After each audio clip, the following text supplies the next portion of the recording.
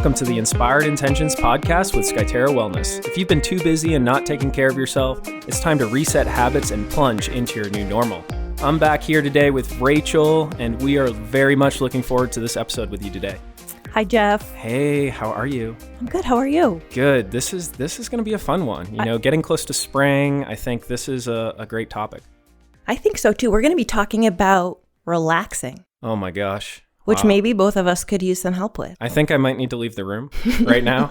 We'll pick up some tips, though. I think we can really kind of reshape some things, and our listeners at home can maybe take a step back and see where they're maybe not slowing down. Yeah, absolutely. So we're really lucky today. We're joined by Lyndsey Azlynne, who is a yoga and mindfulness expert and a yoga instructor at Skyterra. Hi, Lyndsey. Hi. Thank you so much for having me. Thanks for being on. Welcome to the podcast. Thank you so much. Yeah, I think there are a lot of people out there who are going to benefit from today. We're going to talk about specifically restorative yoga, which is one practice of yoga. And we're going to talk about slowing down, which I think is an important message, like Jeff said, especially as we're heading into the spring. Mm-hmm. But I actually wanted to share, I don't know that I've shared this with you, my experience with restorative yoga. I actually took a class from you, and I have not done very well in the past with yoga. I find it very difficult to relax. I find it very difficult to quiet my brain. I'm thinking about all of the millions of things that I need to do. And I know there are a lot of people like that out there. Mm. And I took your restorative yoga class, not from a place of skepticism, but almost. I wanted to try it just to see. And I was blown away by not only how I was able to relax into the postures that you had given us during the class. My mind was still active, but not in an anxious way that I had found it in other yoga classes. And so thank you for that. And I think I'm hoping that even though we're not in class with you, you're going to be able to give some tips to all of our listeners out there who might be facing similar issues. Thank you so much for sharing that story. Yeah. I appreciate you sharing that. So what exactly is restorative yoga? Great. So restorative yoga is one of my absolute favorite ways to practice. It is focused more on the nervous system and creating space and length in the body. So when a lot of people think about yoga, initially they're thinking of the front of yoga magazines. They're thinking about wrapping legs around heads and balancing in wild postures. And that is a part of yoga and celebrated and beautiful. But restorative yoga is focused on, again, relaxing, exploring how deeply we can melt into support. So as we relax into these postures, often holding them for 5 to 15 minutes, the fascia, the connective tissue, literally starts to melt open. And there's a word called thixotropic, and fascia is thixotropic. So with time and with heat, and our body's already warm, right? So with the time and then the heat of our body, the fascia literally starts to melt and release and create space in the body. So such a beautiful complement to a fast-paced lifestyle, to our fitness practices, to running, to all the different things that we do in our lives. So like a literal counterpose to the momentum of life in general. It sounds like there's multiple benefits in different ways. So you mentioned nervous system. Could you explain to our listeners how restorative yoga impacts the nervous system? 100%, yeah. I love talking about the nervous system so much. So it doesn't make you nervous, does it? A little bit sometimes. Okay. Let's do it. We'll take a deep breath. Yeah. Enter all my tools. I'm slowing down. So yes, the nervous system. So there's the parasympathetic nervous system and the sympathetic nervous system. And often people are pretty caught in the sympathetic of fight, flight, go. And it's really beautiful. It's not bad at all. It's really important for survival. If you're ever being chased by a lion or a bear, if you're ever in a really bad situation, you need to get out of it. Like, we love the sympathetic nervous system for keeping us alive and safe. But generally, we don't really need to be in that mode. And a lot of people are chronically. Mm-hmm. So it's almost like all day long, people are very sympathetic. Mm-hmm. Okay. Mm-hmm. Totally. And often, interesting conversation, like that's celebrated. People are like, oh my gosh, you're getting so much done. You're going so fast. You're like rapidly moving in every direction and talking about everything simultaneously. Like, good job. So it's like that badge of honor that like society has, like, that you're almost, constantly busy. They promoted the sympathetic nervous system in a way. 100%. Mm-hmm. Absolutely. Mm-hmm. And with that said too, I think it's one of the hiccups with slowing down is that people are equating it with being lazy or like not being productive. And even though, of course, like we want to be productive in our life, we want to gain momentum, achieve our goals, all these things, that's important. But really the reason that I'm in this seat and with you all is like celebrating the art of slowing down and the importance of that too. Because I feel it actually makes you more efficient when you take care of yourself and slow down. And so Lyndsey, you're saying like spending more time in the parasympathetic state by maybe utilizing restorative yoga as a practice, it may actually lead to increased productivity and make us better at our everyday if we're taking the time to institute something like this. 100%. Well, if you think about it, even with like interval training with fitness or like trying to sprint constantly, it's not sustainable. Like in order to really do our very best, I love to think about it as interval training, right? Like we go, we push as hard as possible. We do our very best. We bring our all. And then we need rest. Yeah. Like deep rest. Nobody can run marathons every day without it having an impact on their being and just how they feel. 100%. Totally. You can't sprint a marathon, especially. You definitely can't sprint a marathon. I've actually tried once. It didn't turn out well. So that's exactly correct, Rachel. And of course we sleep at night, but that's not enough is something that I'm hearing you say. Absolutely. We need more. We need more. And it's pretty often that I talk to people, you know, and they feel like they're running all day long, they get home, and then all of a sudden they like pass out and just wake up in the morning and often don't feel like even deep rest is happening. They literally like clonk out, go to sleep, wake up back up, and jump right back into the momentum tunnel of their lives. And I feel like restorative yoga offers this opportunity to relax, but also to be aware. We're not just passing out. We're not just like checking out. It's an opportunity to be still and also feel our bodies and feel our breath. And it's a really courageous thing. It's no small feat. I think it's super courageous, especially for those individuals who like don't look at this as something that's productive as well. And it's challenging to kind of go to that place and really recognize that this is what our body actually needs. And that, I mean, I know for you, Rachel, for me, it's almost having some tools, having some strategies that are going to allow us to get to that place where we feel like, wow, this is really therapeutic and a great use of my time, is almost the initial challenge in creating. Finding the permission from yourself. Yeah, exactly. Lyndsey, when you say that you lengthen and that you're creating space in the poses, what does that mean? Yeah, so like on an anatomical level, that's literally happening. There's a really awesome video on YouTube called the Fuzz video. I highly recommend checking it out. It's not for the faint of heart because it is cadavers and it's a literal look at fascia. But that will kind of explain what's happening. So when we sleep at night, the fascia it looks like spider webs. It just gets a little webbed up from being still and stagnant. Not stagnant, but just resting. And just so our audience is clear, fascia is connective tissue of the body. It's one of the most abundant tissues that we have. And most of us are not addressing it on a daily basis. 100%. And it's like all of our body, head to toe. Fascia and connective tissue is the web that holds everything together and connects everything. So yes, as we rest in the postures, length is literally created. I see this a lot in fitness too, is I think folks favor doing more exercises versus doing fewer for a longer period of time. Could you elaborate on the benefit of holding these postures for 5 to even 15 minutes in length? Because I think for that overachiever, that individual who maybe is having trouble slowing down, holding a pose for 15 minutes, what's the benefit of that? So, I mean, I think there's immense benefit in holding poses longer, and a lot of it is that art of slowing down. If you were to put your legs up the wall for 30 seconds and then hop right back out, some benefit most likely is there. You took a couple breaths, but you didn't really jump over. Often there's many bumps along the way of like feeling uncomfortable and getting more comfortable and settling in and feeling your body and your breath. And then you're thinking about groceries. And then, it's like that kind of unraveling of the awareness kind of settling in. And then at some point, sometimes, you really start to melt and release and relax. And that doesn't happen every day or in every posture.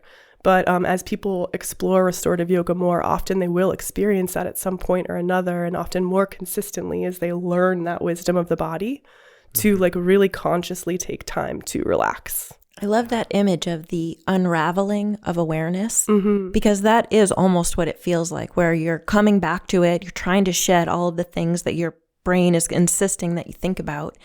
And then I remember too in your class, shifting my body, trying to find the position that was most comfortable. Mm-hmm. And then you get there, but there's Mm-hmm. still this, you still feel the spinning.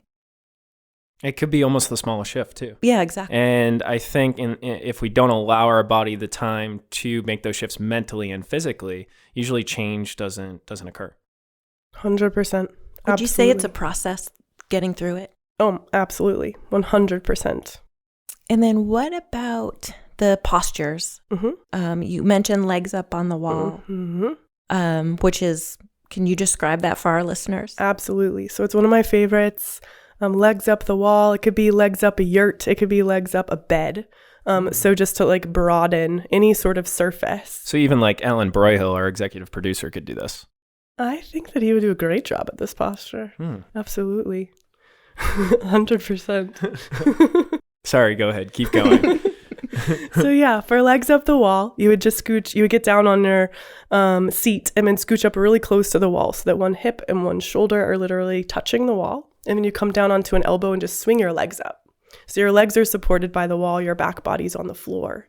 And then from there, sometimes if you have tighter hamstrings that day, it can be really intense. And as we've mentioned, you're going to be there for a bit. So I think that's a lot of the art of restorative yoga is the capacity and the willingness to get comfortable.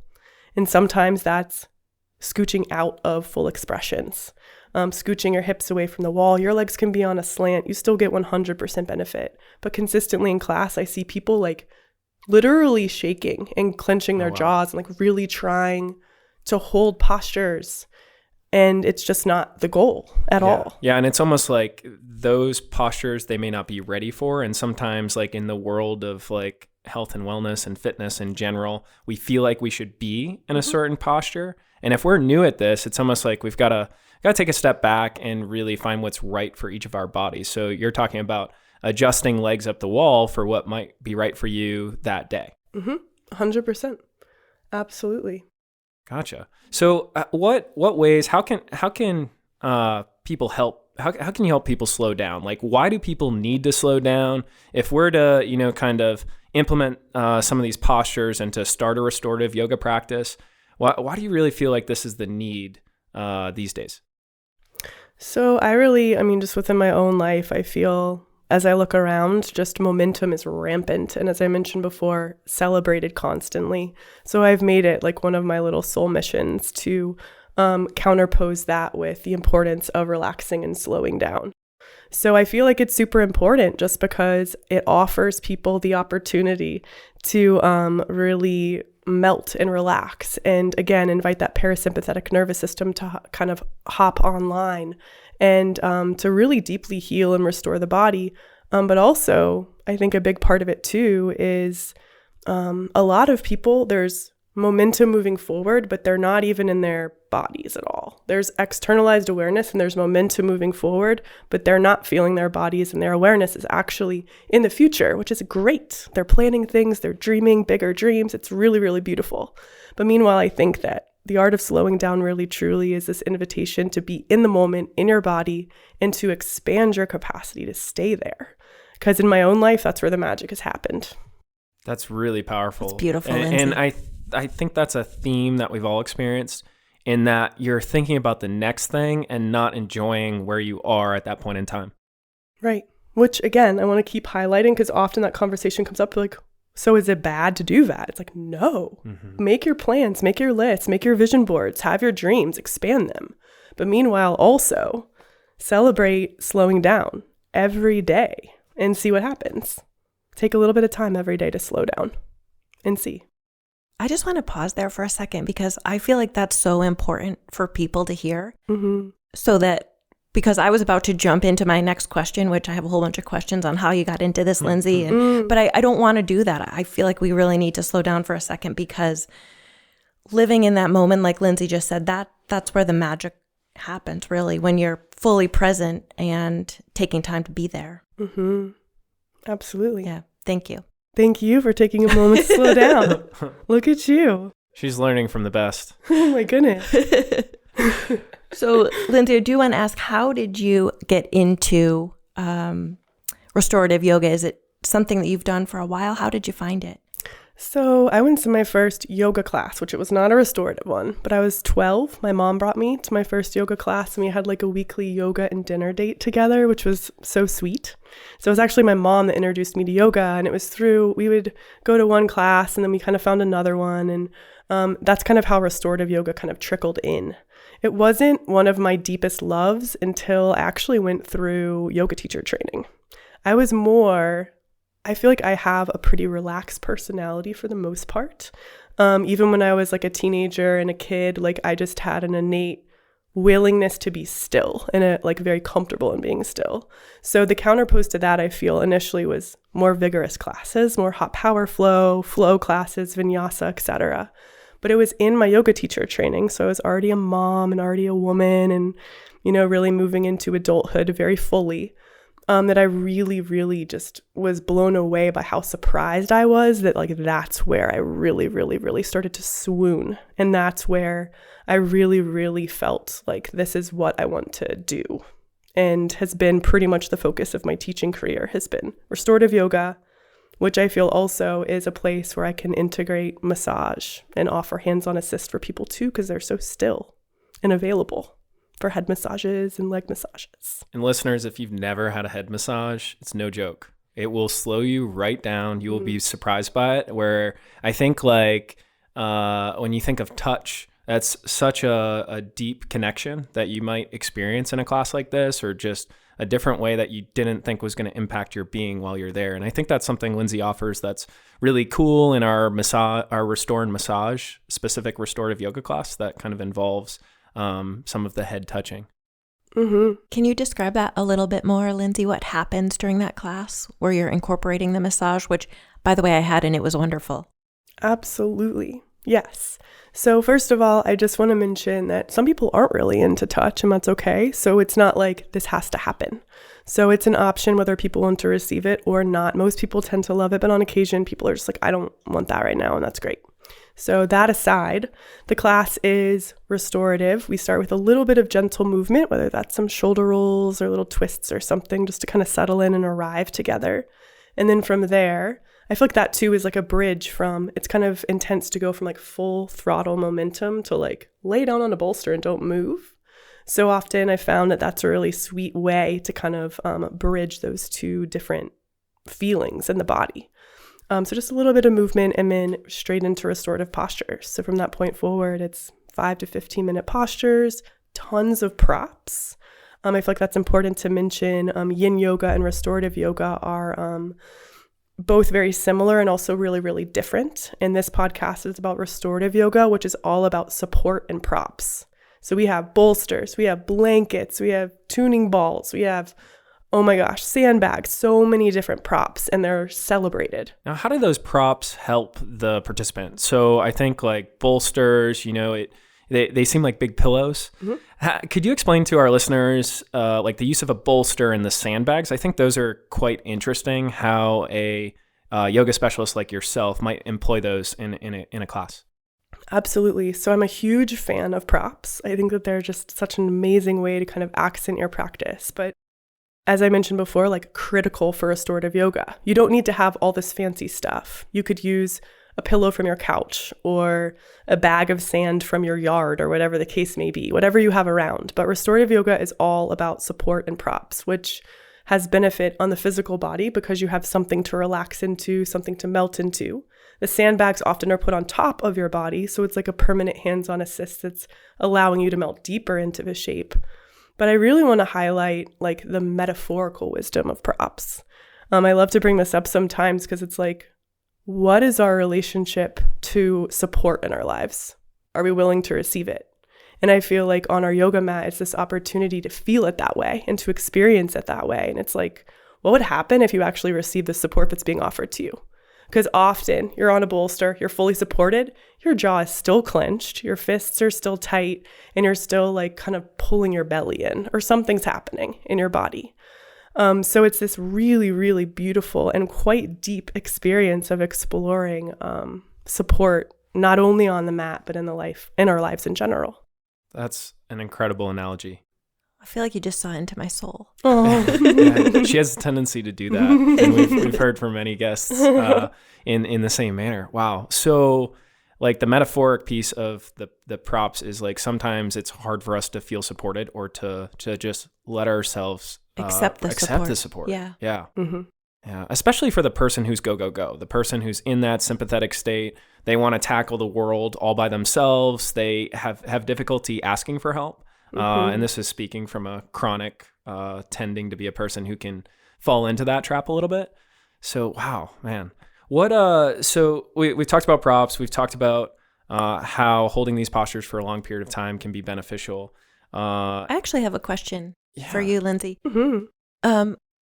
When you're about to start a restorative yoga class, do you plan the postures ahead of time, or do you look and see who's coming into your class and assess what they might need in terms of relaxation? I love that question. So when I first started teaching, I planned everything, and that's what happened. And I feel like this might be the case for many teachers. Well, I think you have to in the beginning, for sure. Totally.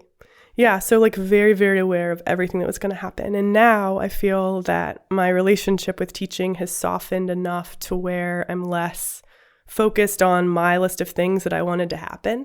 And as you said before, more open to having that be fluid. So I generally have an idea. Often like every week, I'm just like really excited about my own home practice and what I'm doing at home.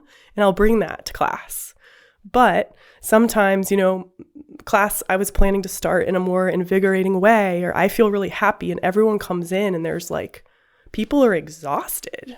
People don't, they want to rest almost immediately. And you can notice like all over the room, everyone's laying down from the beginning. People are just like on the ground passed out and it's quiet. So I will totally and quite frequently mix things up quite a bit. Like my plan rarely happens these days. And I love that so much because it allows, I think, too, for the students to kind of feel included on some level. Because often, I'm meeting them where they are and it almost feels like a constellation. Everyone that comes in, it's like a little bit of a different feeling and we're like sharing the space, the time together. And there's something really beautiful about the community of that. Slowing down, relaxing on your own, really beautiful, often really hard, so courageous, but coming together with a group of people where it's like, we're going to relax for this hour together, this hour and 15 minutes together. There's magic that happens every time.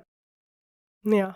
That's a lot of connection and a lot of intuition on your part, I would imagine. Mm. How do you incorporate the massage? So I love massage so much. I've been practicing massage therapy for over 11 years now. And this honestly is like where I bring it to. I have very few private clients that I've been working with for years, but I love, again, in restorative yoga to offer face massage, head massage, arm, hand massages, leg massages, whatever needs to happen. And that's, you had mentioned intuition before, often people like, how did you know that my hip was hurting? I'm like, I really didn't consciously. But I just feel like over, the course of my own practice and my own teaching, often my hands just go to certain areas of the body. So, yeah. It sounds like you rely on that a lot these days. Now that you've gotten a lot more repetitions, you're more experienced, you're not only feeding off energy levels, but you're also just kind of going. And I think a phrase you used just a little bit earlier was meeting people where they are.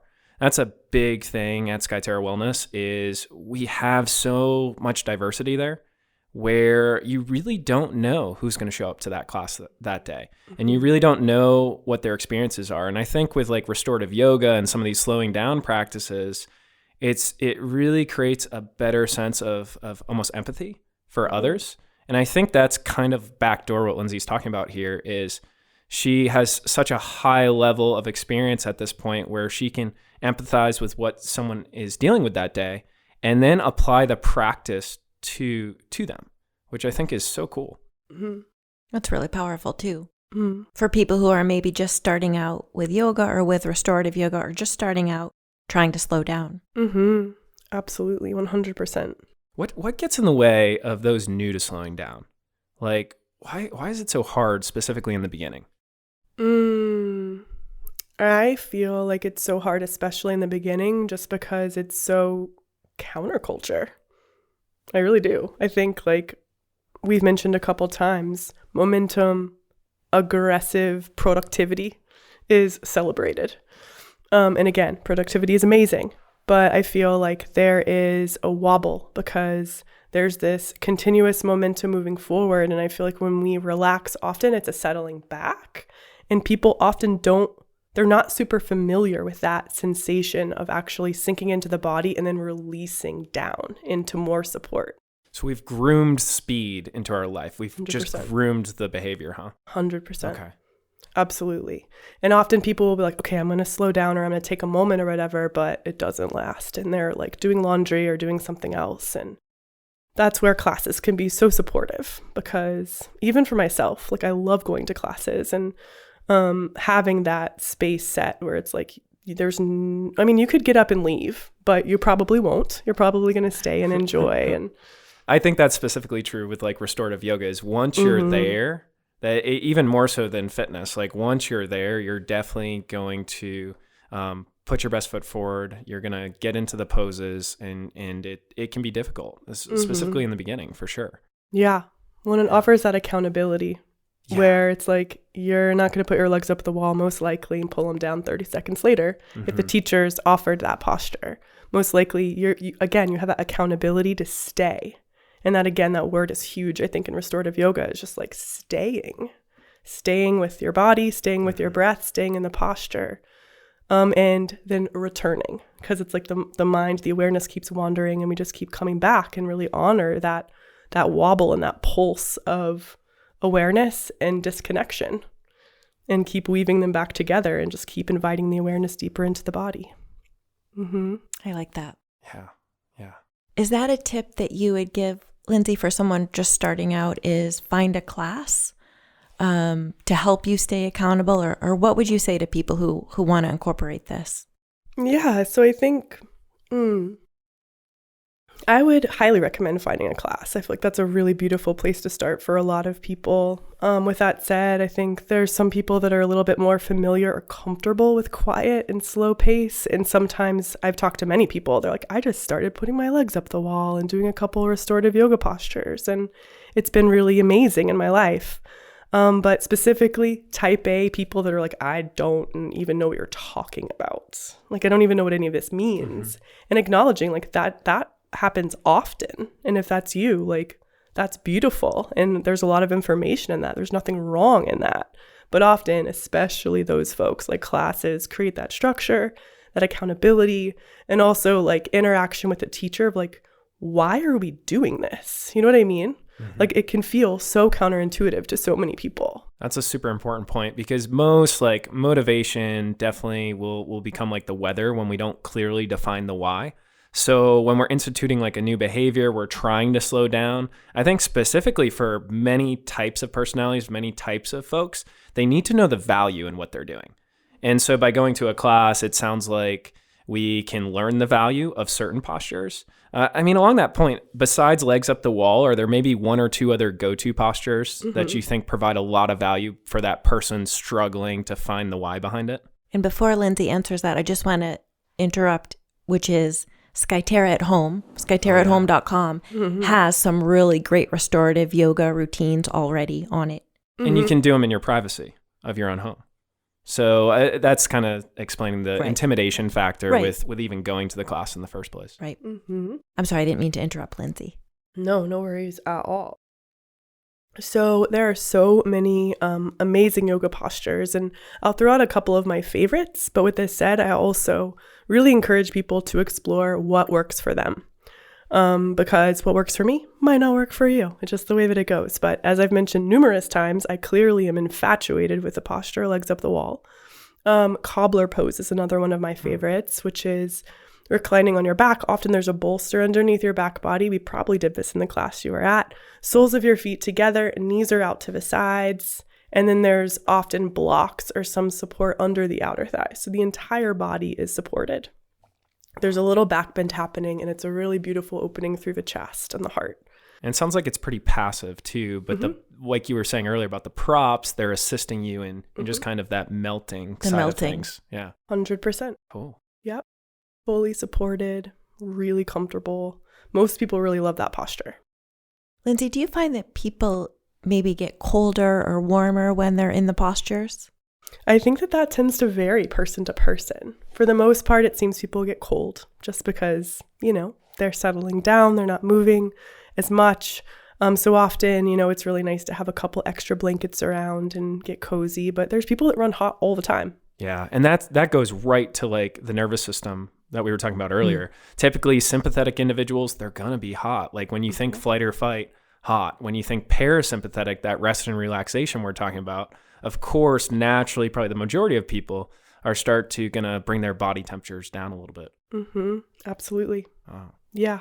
And that, again, is just wisdom that you'll kind of lean into as you practice more. Like, do I always get hot? Am I always cold? Like, how am I going to take care of myself? And I have folks that just wear, like tank tops and shorts to practice because they run hot and they've learned like that's what they need to do. And then the woman right next to them has like 18 blankets on top of her and everyone's happy. It's great. That's super cool. Yeah. Something that we talk about a lot on this podcast is building habits and how it's not necessarily the volume, but just showing up repeatedly for the practice that you want to institute into your life. So if someone is working on building restorative yoga into their life, do they need to spend an hour and 15 minutes on it? Or what would you say, what's kind of the lowest that somebody could start with just to, again, build that habit? Great question. So I feel, especially for home practice, starting really slow and really gentle is best. So if your goal is an hour and 15 minutes every day, and one day you don't do it, often there's a sense of like, oh, I messed up or I didn't do it, or all these things kind of roll in. So I have found with students, it's like, often there's that like excitement about it. Like I want to do an hour and 15 minutes, Ricky, and you can do it. But the goal is 5 minutes every day. Picking 1 or 2 or 3 postures that you love. You could rotate them. You could do all of them. But often if you start with 5 minutes, you'll stay longer. And you'll want to do another posture. You'll be more successful in the long run too. 100%. It's like anytime we overcommit when building a habit, we just typically run into difficulty. Or as Lyndsey was referring to earlier, we can start to play that head game of like, man, I should have done that today. Why didn't I do that? And start to get into our heads to where it can almost counteract what we're trying to do. Right. 100%. And then like, why even do it tomorrow? Because I didn't do it yesterday. Yeah. Like that madness kind of starts to roll in a little bit. And it's like 5 minutes a day is doable. Just very attainable too. Attainable, 100%. And meanwhile, even with that, if you do a 5-minute yoga posture in the morning or in the evening, I'm pretty confident that you will notice a difference in how you feel. And that is the gold. That's like the gem of it, is like seeing that. And checking in with your body. Yeah, feeling calmer, feeling when triggers come up, just the capacity to be a little bit more equanimous with them. Yeah. That's a good word. What's the definition of equanimous? Even keeled, untethered. So there's none of those big highs and lows, not as many wild swings that might impact us? Yeah, absolutely. Okay. Dealing with day-to-day life more gracefully, maybe. Like things that might throw you off, road rage, whatever your like thing is. Just noticing like, oh, wow. Like maybe yesterday I would have completely lost it. But today that happened. I was like, look at that. That person's in a rush. I hope they get there all right. Yeah. A little more relaxed perspective. Checking in regularly to see if you notice those differences.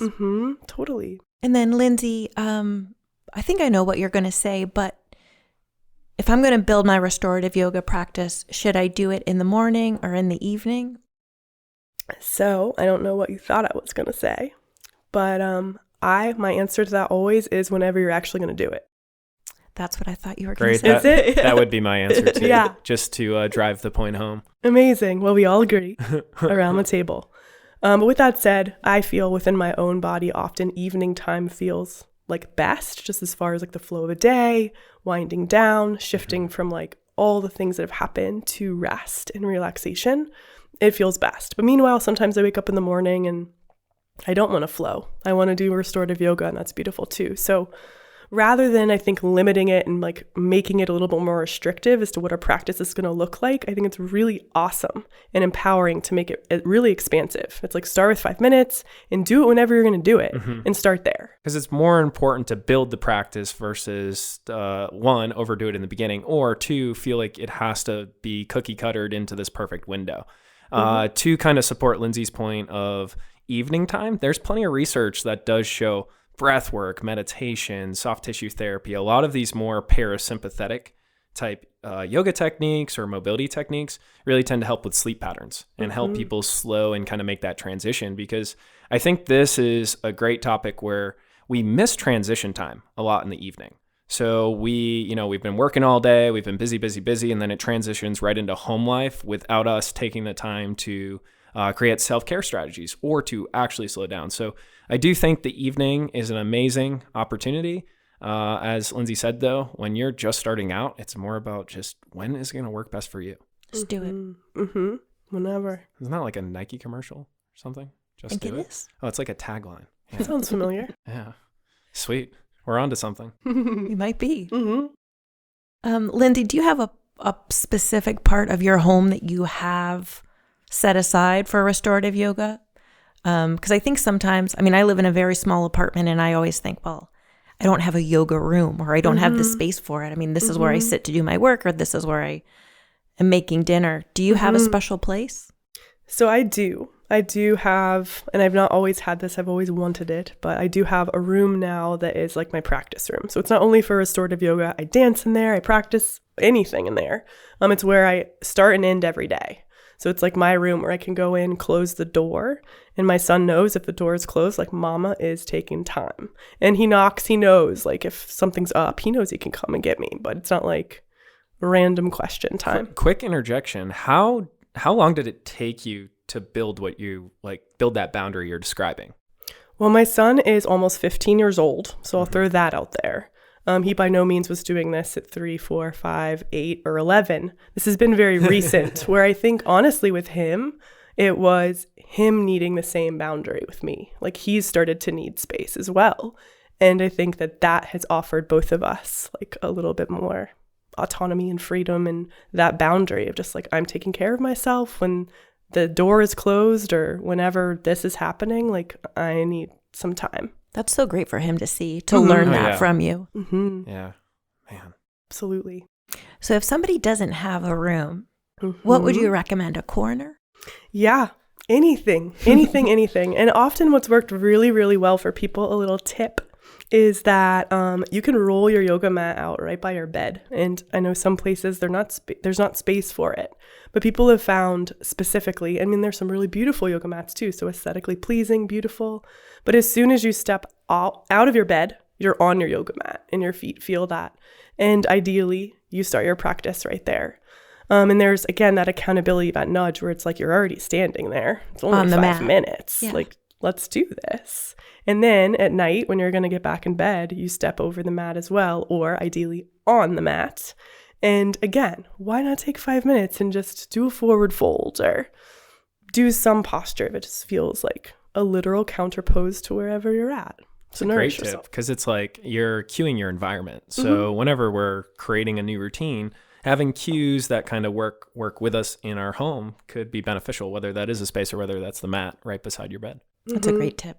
Yeah, Nice. Absolutely. So yeah, and if you don't have the space to put your mat by your bed, it's like, again, wherever you're going to do it. So if you need to roll your yoga mat up and have it in a corner and like literally it's in your kitchen or whatever the case may be, if you have like a studio apartment, it's like, that's great. You don't have to have a super fancy anything to practice yoga. You need a body. That's it. Nice. Yeah. And then, Lyndsey, I heard you say in class, because I was kind of waiting for it, the emotions that might come up when you're actually relaxed or when you're relaxing into the poses. What do you see that happen where unexpected emotions come up from people? I do, definitely, 100%. And where does that come from? So I think, people might have different perspectives on where that comes from. And I think it's multi-layered. I think that there can often be a very obvious shift. We were talking about that momentum swing before, where it's like when people are so used to going forward and so identified in doing things, when we give ourselves the permission to just be, often it's emotional. It's like, oh my gosh, you kind of recognize and feel how obsessively busy you are. And it can bring up a lot for people, a whole lot. Like, what's the meaning of my life? How am I interacting with people? All this stuff can roll up. Meanwhile, sometimes that doesn't happen, and that's totally fine too. And often, it's like if you're opening up through the hips or something, often considered a very emotional area. On like a fascia level again, the connective tissue of the body, as that opens up in somatic psychology. There's a book called The Tiger. I'm forgetting the name of it. Dang. It's okay. We can include it. Include it in the notes of the podcast. Yep. Thank you, Lyndsey. We will. That would be amazing. I'll follow up with that. So it's all about the wisdom of the body, and that as fascia opens up, our stories kind of unravel. So you might be in a posture and you don't know why, but all of a sudden you feel really sad, or sometimes you'll feel really happy, or you'll feel all kinds of different things. And the really beautiful thing is that quite often you don't even know what it's about.